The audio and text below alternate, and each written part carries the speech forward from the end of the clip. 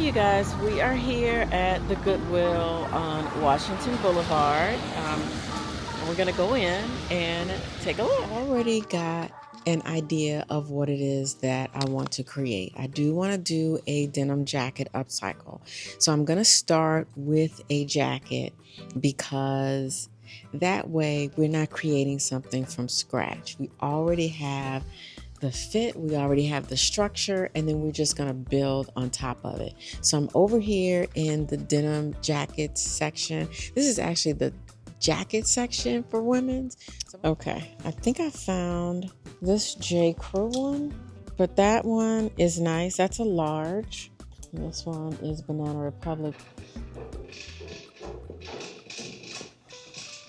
All right, we have grabbed a few jackets.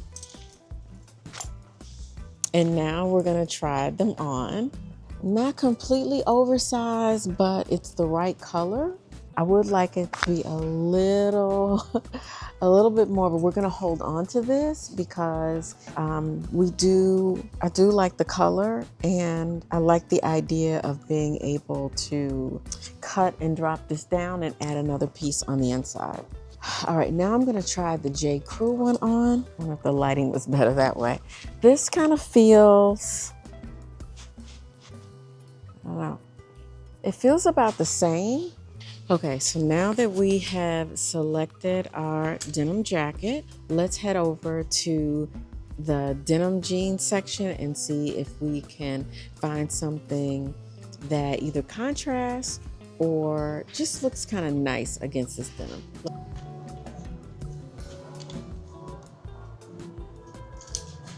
Now, these are the Levi's Premium, and these are the 501 Small. I'm gonna go with these. All right, time to go home and let's start laying it all out. I did get a little something extra, but I'll show you in the next video.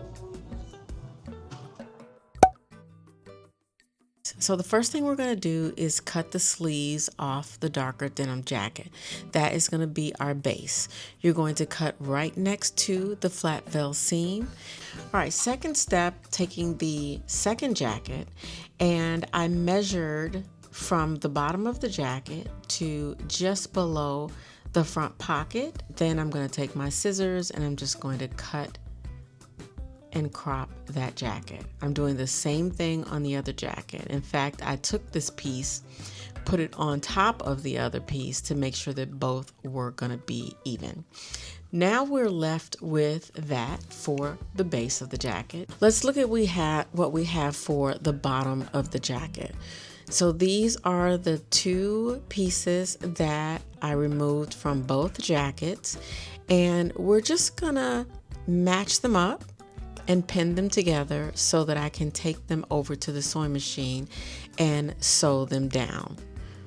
I'm overlapping the buttonhole piece with the raw edge of one, and the same thing with the other. So you just have this one long piece that we're going to end up pleating and pinning to the bottom of the jacket. Next, let's pull out the pair of jeans, the band. We're going to use this band to extend the length of the jacket. I measure this about, I would say 5 or 6 inches, but it's really up to you and how wide you want it to be and how much longer you want the jacket to be. I'm going to take both of those pieces and pin them together, and then I'm going to go to the sewing machine and stitch them down. But before we go to the sewing machine, I'm going to create my sleeve. So I'm going to take the dark sleeve that I took off of the base jacket, fold it in half, and I'm going to give myself about 2 inches at the bottom. Very simply, we are just using the leg of the jeans to create a sleeve. And I'm going to give myself, like I said, about a 1/2 inch at the top because I do have to have a seam allowance. I'm going to come right around that curve and off to the side. That's the only cut you need to make for the sleeve. Nothing else. Now that we've cut the sleeve out, we're going to use the sleeve from the base jacket and we're going to cut these cuffs off.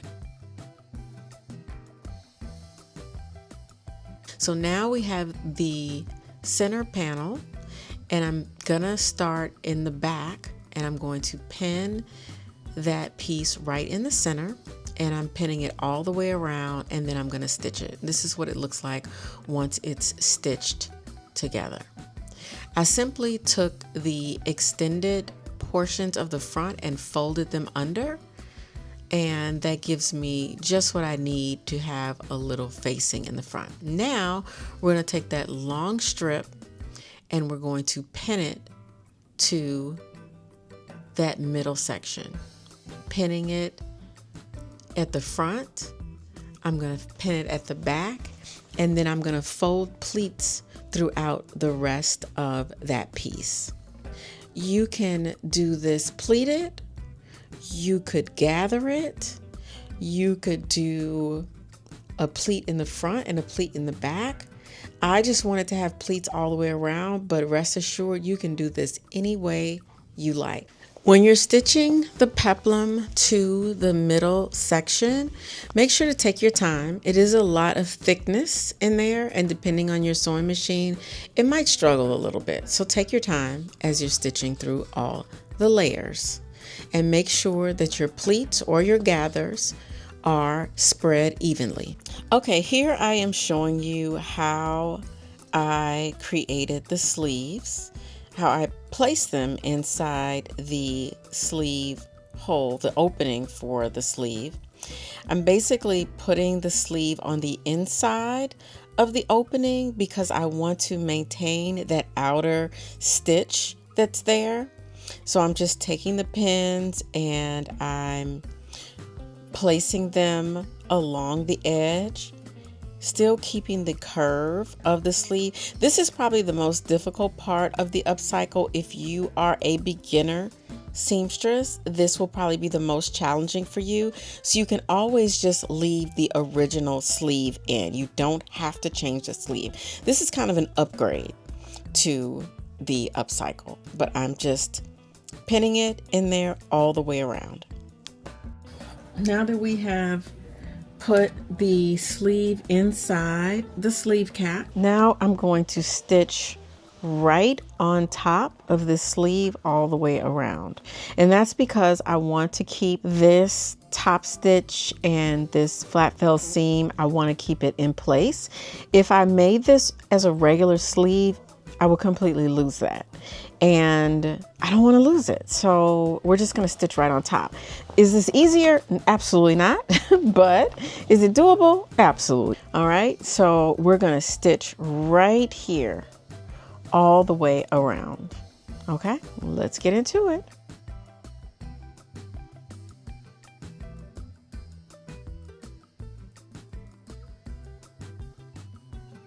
All right. Now the sleeve is in the sleeve cap and it looks great. I've also stitched the peplum to the middle section and it also looks great. So remember we removed these cuffs off the end. What I ended up doing was using the cuffs to create a sort of a mock belt, but I stitched it down, placing it right in the center. I'm pinning all of this down. I'm going to go to the sewing machine and stitch this all the way down. And all I ended up doing was cutting a hole underneath the buttonhole. I used my scissors and just clipped a hole there so that I could button the jacket and it would stay closed. Now, you can put your own buttonhole there and you can buy denim denim buttons, and put those in. I will link some below that you can find on Amazon. But I just thought this made it look more cohesive because the cuffs came from the jacket, so they were the same color. And then I took the cuffs off the second jacket. You're going to see me cut them off here, and I'm going to use them around the wrist of the sleeves. You'll see in the final frame. It really turned out so cute. I did end up grabbing an additional cuff that I had from another jacket that I used, and I attached it in the back of the jacket, and it just so happened that that particular jean jacket was a stretchy jacket, so the cuff also had a little stretch, and so it gives me just enough cinch in the waist, and I love it. See how I use the cuff around the wrist area? All right, here is the final result. I feel like this jacket looks super professionally done. There's so many options that you could take. Again, you can leave the sleeves on or off. You could just simply crop the jacket and change out the sleeves. You could remove the middle section and just attach the peplum. Again, you can make this jacket your own. I hope you guys enjoy this finished product, and shout out to Goodwill for sponsoring this video. All right, you guys, enjoy. See you next time.